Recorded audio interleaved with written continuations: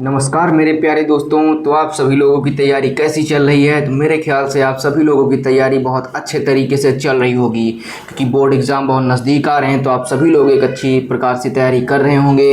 तो आज हम फिर एक ताबड़तोड़ वीडियो के साथ शुरुआत करने जा रहे हैं। ये वीडियो हमारा है हजारी प्रसाद द्विवेदी का जीवन परिचय और साहित्यिक परिचय, क्योंकि कक्षा 10 में जो है इनका जीवन परिचय पूछा जाता है और 12 में साहित्यिक परिचय। तो इस 5 मिनट के वीडियो को एंड तक ज़रूर देखें, क्योंकि ये आपको 5 नंबर देकर जाएगा। तो जो लोग मेरे चैनल पर नए हैं वो चैनल को सब्सक्राइब कर लें, बेल आइकन दबाएँ और ज़्यादा से ज़्यादा लाइक करें। तो आइए बिना किसी देरी के हम शुरू करते हैं। तो आचार्य हजारी प्रसाद द्विवेदी का जन्म श्रावण शुक्ल एकादशी को 19 अगस्त 1907 ईस्वी को हुआ था। कहाँ पे हुआ था? तो उत्तर प्रदेश के बलिया ज़िले के ओझवलिया नामक ग्राम में हुआ था। इनके पिता का नाम अनमोल द्विवेदी था और इनकी माता का नाम ज्योतिषमती था। इनका परिवार ज्योतिष विद्या के लिए बहुत प्रसिद्ध था और इनके पिता जो थे वो संस्कृत के प्रकांड विद्वान थे। इनके पिता जो थे वो संस्कृत के प्रकांड पंडित थे। द्विवेदी जी के बचपन का नाम वैद्यनाथ द्विवेदी था। इनकी प्रारंभिक शिक्षा गांव के ही स्कूल में हुई थी। फिर इसके बाद 1927 ईस्वी में काशी हिंदू विश्वविद्यालय में इन्होंने हाई स्कूल की परीक्षा उत्तीर्ण की, क्योंकि इसकी स्थापना 1916 ईस्वी में हुई थी। और इसका अब करंटली नेम आप लोग बता सकते हैं क्या है? तो मैं बताता हूँ आपको। बनारस हिंदू विश्वविद्यालय की अच्छे अच्छे बच्चों का सपना होता है इसमें पढ़ने का, तो वहाँ से इन्होंने हाई स्कूल की परीक्षा उत्तीर्ण की थी। इसको आप BHU कहते हैं शॉर्ट फॉर्म में।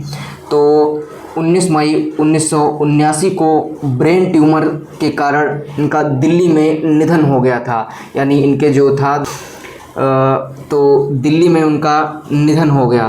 तो अगर आपको ज़्यादा कुछ इनके बारे में नहीं मालूम है तो जितना मैंने बताया है इतना आप याद कर लीजिए, लिख लीजिए, आपको पूरे नंबर मिल जाएंगे।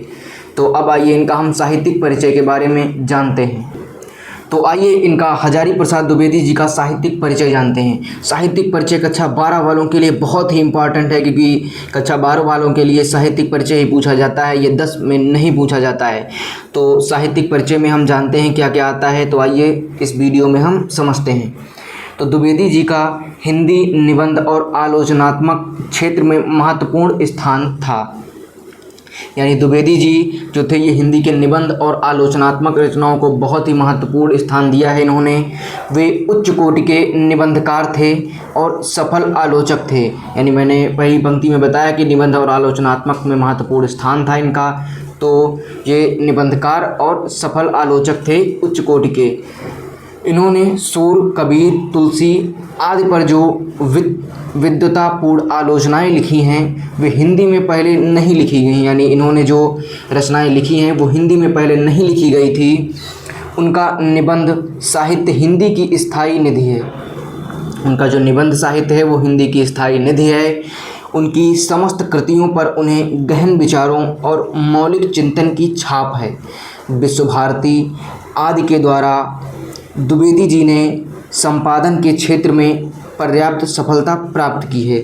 यानी मौलिक चिंतन की छाप विश्व भारती आदि के द्वारा द्विवेदी जी ने संपादन के क्षेत्र में बहुत एक सफलता पर्याप्त प्राप्त की है।